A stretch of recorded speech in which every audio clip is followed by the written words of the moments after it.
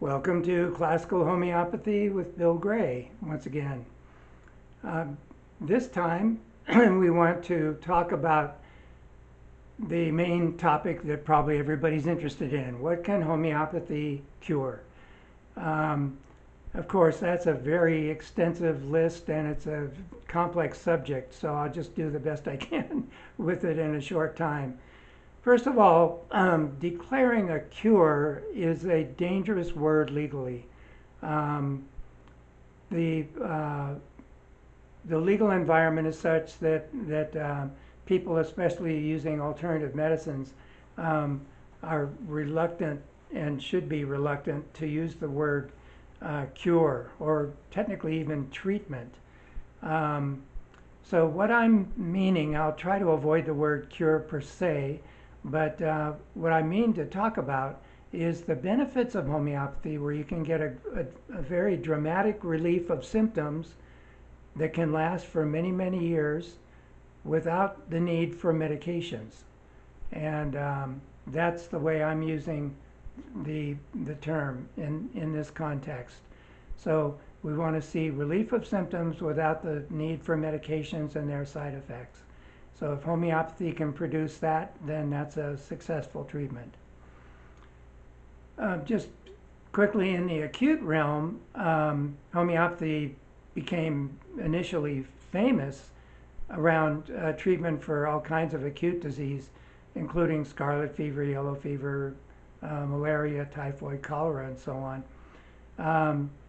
But even in daily practice or by lay people treating themselves, their family, or friends, ear infections, bladder infections, influenza, pneumonias even, fever, cough, diarrhea, food poisoning, sore throat, pharyngitis, acute back pains, injuries, even head injuries with concussion.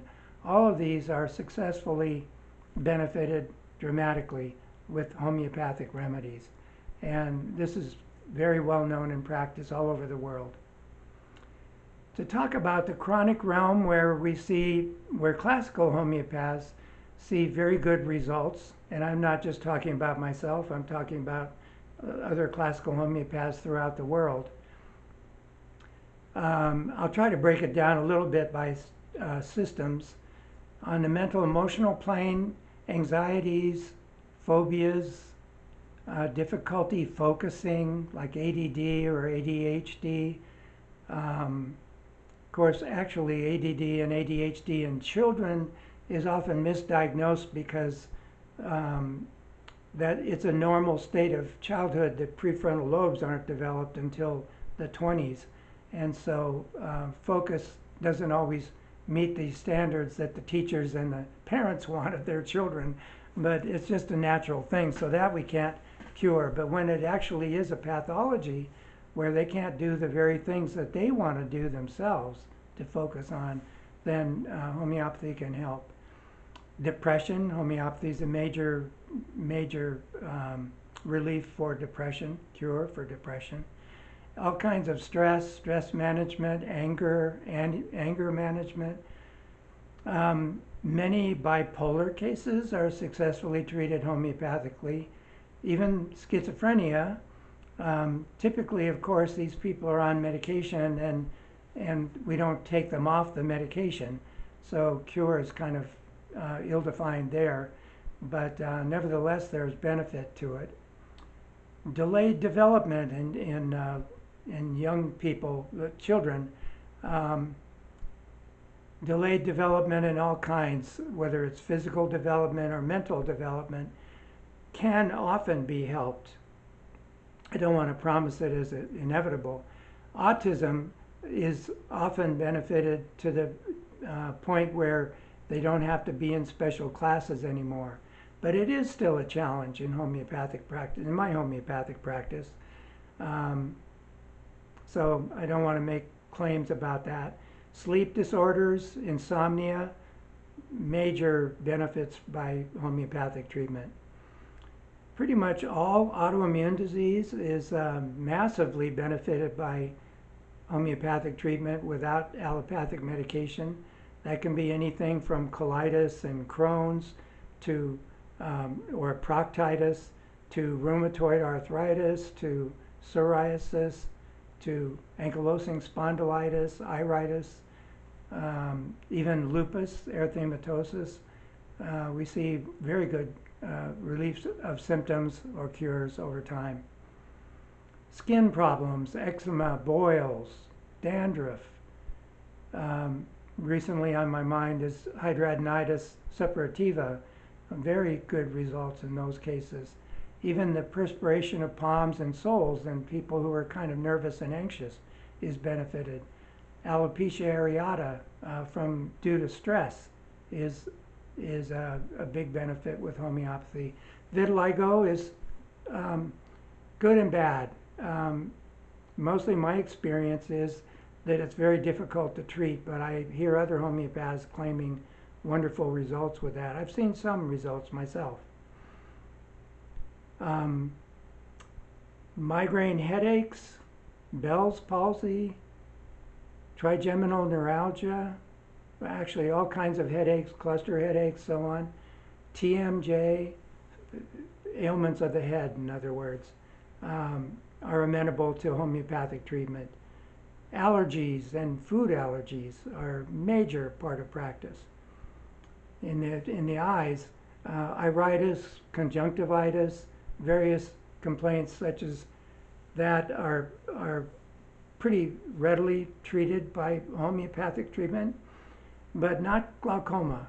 One thing I've observed in my practice is that the glaucoma drops do antidote remedies. It's not on my general list, but it is something. So when people are faced with blindness from glaucoma, I find it hard to cure them because they're on these drops. Musculoskeletal problems like tendinitis, arthritises of all kinds, plantar fasciitis, very amenable. All kinds of thyroid problems are very responsive to homeopathic treatment. Hypothyroidism, hyperthyroidism, thyroiditis, Hashimoto's thyroiditis itself. Hypothyroidism is often overdiagnosed, but even so, homeopathy is very good at bringing the thyroid back to normal function. Cardiac things like high blood pressure, cardiac arrhythmias, as I mentioned in my own case, heart failure, pericarditis, cardiomyopathy. These are all famously treated by homeopathic remedies. Of course, if somebody has an acute MI, if they have a heart attack, the best thing to do is to go to regular treatment in the hospital and not to treat it homeopathically. That would be dangerous. But other types of angina is very amenable to homeopathic treatment.